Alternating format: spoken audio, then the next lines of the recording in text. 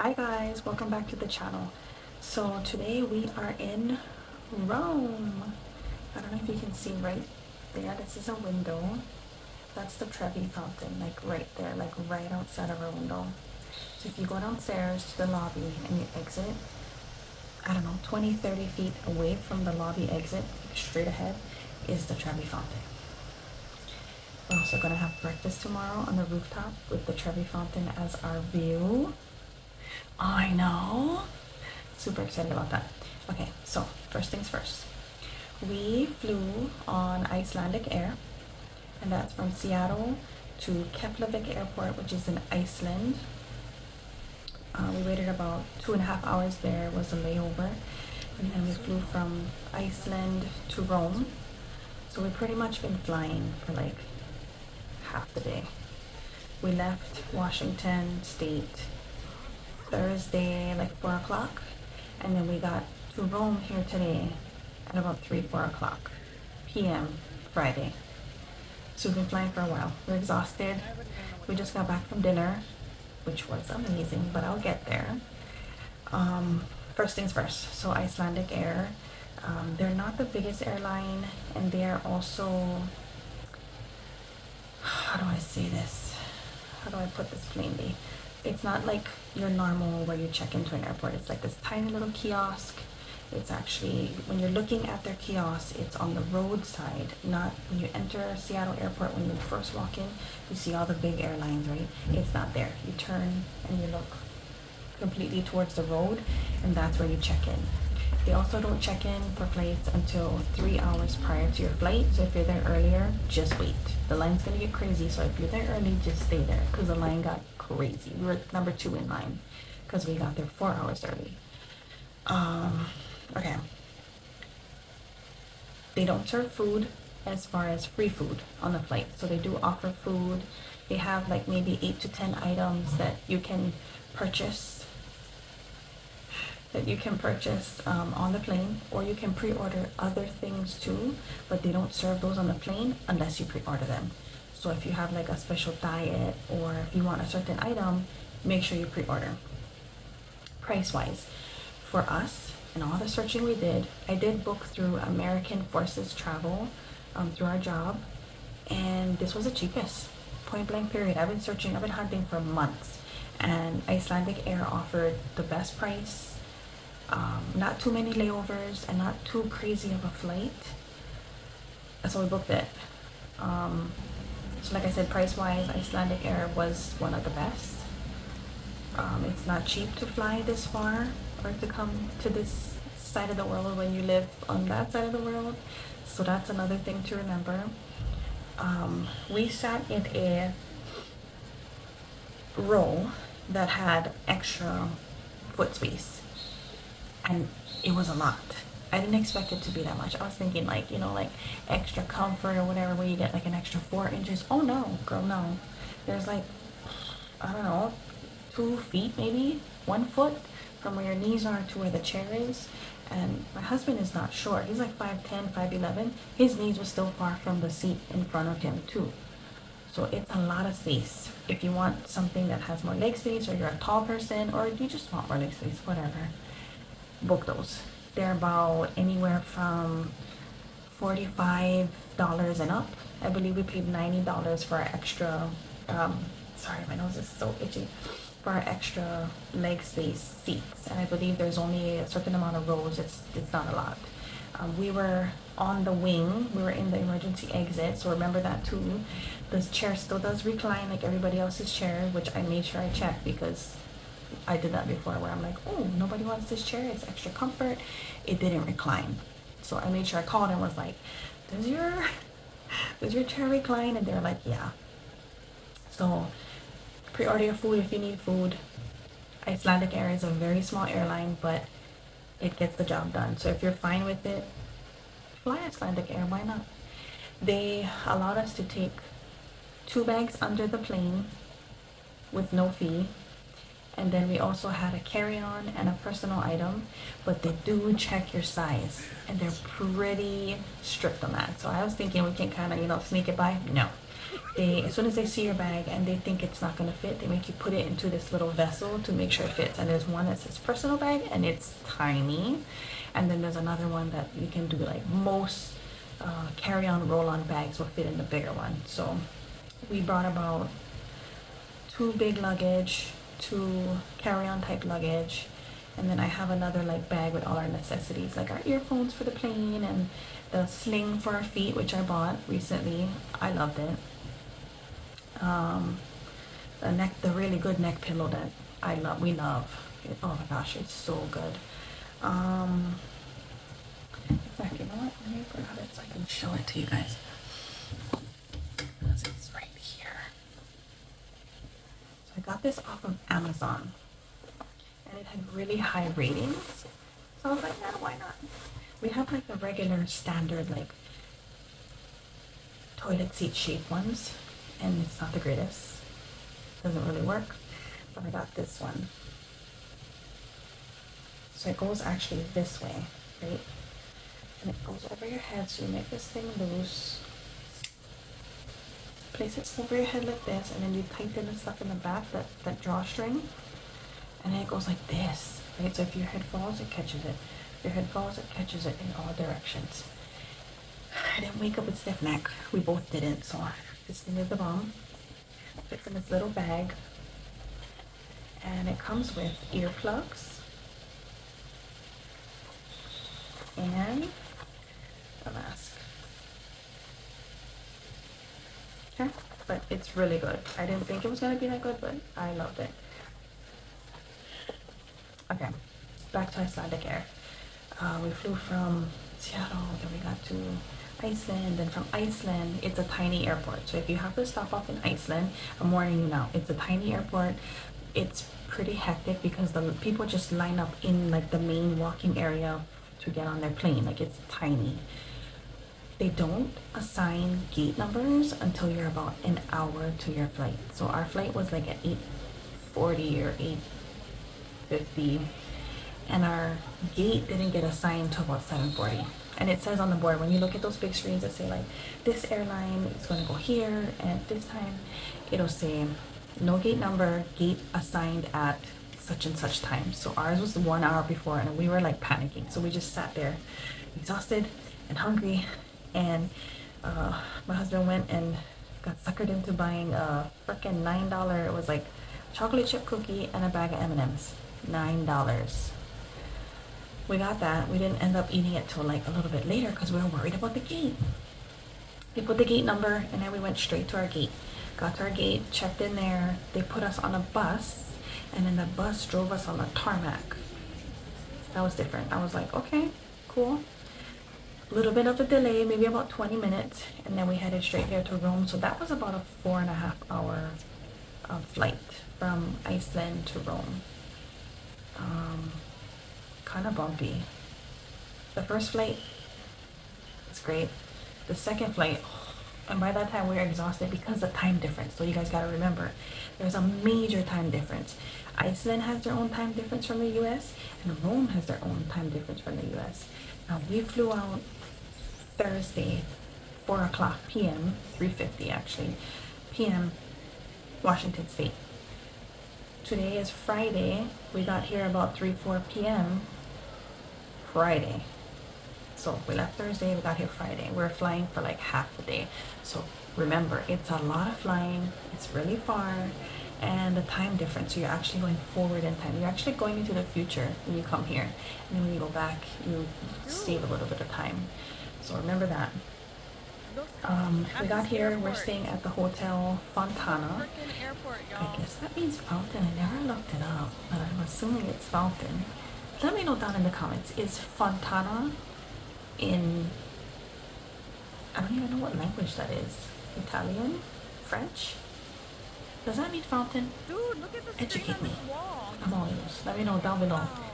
So we're at Hotel Fontana. Like I said, this window here, right there, that's the Trevi Fountain. This Like whole right wall there, is a screen. right outside. That whistle, I don't know what the heck they're doing out there, Does it but say there's baggage still claim people, like number? a lot of people, and it's pretty lively out there, and it's like 11 o'clock. But yeah, we have a view of the Trevi here, and we're gonna go have breakfast upstairs tomorrow with the view of the Trevi as well. And I picked this very hotel for that specific reason because I saw somebody else post a short, and I was like, I need that. So I went and I hunted it down. I went searching like a crazy person, found it, and I booked it in advance. And my sister wanted to book the same room about 2 weeks later. They were sold out.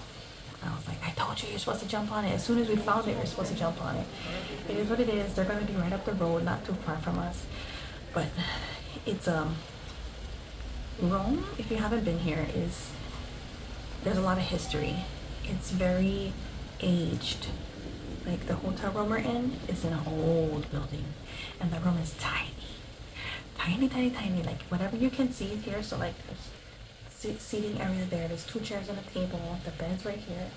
I think this is probably a king. This is the dresser area. There's a bedside tables here. A little wooden stool in the hallway where you can sit or put stuff or whatever.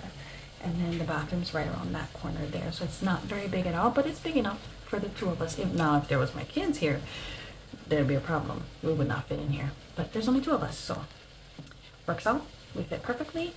And we got here, checked in. We're exhausted. And I just wanted to make sure I got this video out for you guys while the information was still fresh in my head and before I pass out. And then I missed information. So we checked in here. Everybody was lovely. Gave us a few water bottles. Showed us to the breakfast area. Yeah, really nice staff. And then Brandon found this place. I had places I wanted to go, but I forgot it at home, and I can't find it on Google. So I had Brandon go and look on Google and just look for a good place to eat, get some dinner because we're hungry. And we went literally right around the corner. So not even 30-second walk, if that. As soon as you exit the lobby, maybe 30 seconds to a minute, it's literally right around the corner on the beautiful cobblestone grounds. And it's called Pizza in Trevi. It had really good reviews. It was like a 4.5 when we looked. Lots of good reviews, and the pictures look great. So I was like, let's do it. I'm tired at this point. I really don't care. Even though I was really looking forward to the food, but we weren't disappointed. I mean, everything from like the salad, which literally was just like 5 ingredients in a bowl, no dressing, just delicious, fresh, like, so weird, you guys. And I heard this so many times from so many people, like the food here is not the same as the US, especially when it comes to like milk products, right? Because I have lactose sensitivity. I'm fine. And I had a lot of dairy. Well, I had buffalo burrata cheese, which is the bomb, you guys. I know that sounds gross and weird, but it's so good. It's so like, it's not very pungent, and it's not very like, when you eat like cheddar and it's like sharp. It's not sharp. It's very mellow and it's very creamy and it's good. It's not gamey, because like I like goat cheese, but goat cheese is really gamey. Let's be honest. Buffalo cheese is not gamey. I ate it in our salad and I had it on the pizza. The bomb. But is there lactose in buffalo cheese? Let me know down below. I haven't looked it up, but I'd assume lactose is in cow milk only, right? Because it's not in sheep milk, it's not in goat milk. Leave a comment below. If somebody knows, let me know. Educate me. If there's lactose in buffalo milk or not. I'm almost positive it doesn't, but if somebody knows facts, let your girl know. Went there for dinner. The wine was literally the best wine I've ever had, which I wasn't expecting anything less because I am in Europe. So, you know, wine was the bomb. The pasta, oh my God, probably the best. Like just the noodle, even without the sauce, I was like, just the noodles was like the best noodles I've ever had. The basil pesto was the best pesto I've ever had. Mind you, I can chef it up in the kitchen. Like I know how to cook and I know what good food is, but the food here, I don't know what it is. It's just incredible. And then we had a pizza with prosciutto and more buffalo cheese. Mind you, he doesn't like cheese, like at all. It is like maybe 1 out of 10 times he'll eat cheese. He ate all of the cheese. and he was going for more and going for more. So if that's not a sign, I don't know what is. And then so we had salad, pasta, pizza. We're stuffed. Walking back here, all of the 30 feet walking back to the hotel, there's a gelato place, and I've never had gelato in my life. And so I was like, I think I got a little bit of space for some gelato, babe. And he was like, whatever. So we stopped by. I got pistachio, and he got Oreo. And I'll put the clip in here somewhere.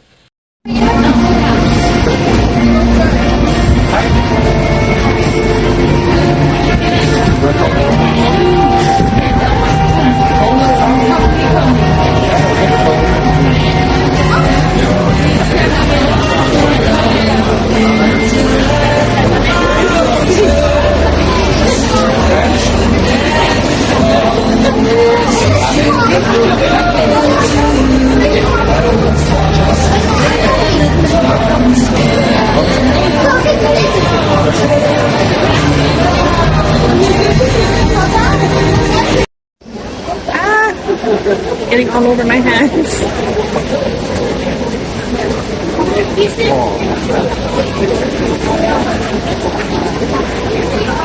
Aroma.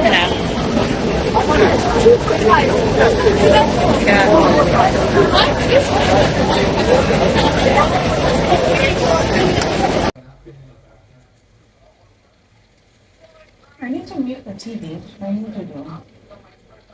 Mute. Mute. Not mute. Mute.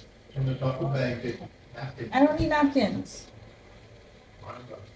Yours melted really fast. Mine did not. So we got gelato. I got pistachio. I love pistachio. But this, okay, it's delicious. But it's like a lot of, it's really pistachio forward. So if you don't love pistachio, I don't suggest you get pistachio gelato. This is my first time having gelato ever in my life, and I'm not disappointed, but it's very pistachio forward. The Oreo, on the other hand, was really good. Brandon had the Oreo. Baby, you're supposed to come over here and eat it.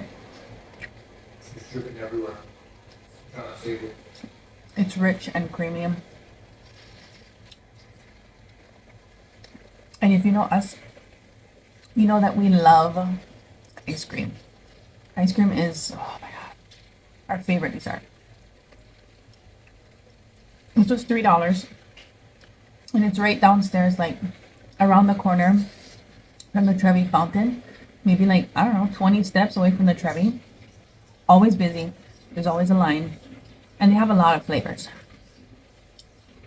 You can check them out. Never had gelato. And we were going to eat it in front of the Trevi fountain. But it is packed, y'all. It's kind of late already and people are still out.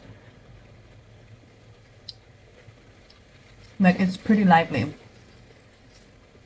But anyway, I just wanted to get a quick video on us trying gelato for the first time. I guess it's just me. But it's really good. We'll see how it treats my stomach. Because I typically can't do lactose. It makes my stomach really upset. So we'll see. Alright. Just kind of explaining it a little bit and what I thought of it. But in short, I loved it. Yeah, it's kind of dangerous. And he loved it too. He swallowed his. It was melting so fast too, and he just was like, said, hello, we're supposed to make a video. Anyway, it was the bomb. But this was day one. This was day one for us in Rome, and it's been crazy, but it's been worth it. It's absolutely beautiful here. Beautiful is not even a word. Like, what is a more intense beauty? Like, what is more intense than beautiful? Like, it is spectacular here. So much history and culture and beauty, and it's so romantic. I kind of love it here. Highly recommend. Okay, guys. Well, thanks for watching. I hope you guys consider liking the video. I hope you subscribe to our channel because it does help our channel grow. And hit the notification button because it'll notify you every time I post a new video, and then you can watch it. anyways, I gotta get to bed. It is late. I'm gonna edit, hopefully post this tonight or maybe early tomorrow morning. Not even sure when you guys are gonna get to see it in the US, but you get to see it. So this was Rome day 1, and I will see you on the next video for Rome day 2. Alright guys, thanks for watching. Ahoj.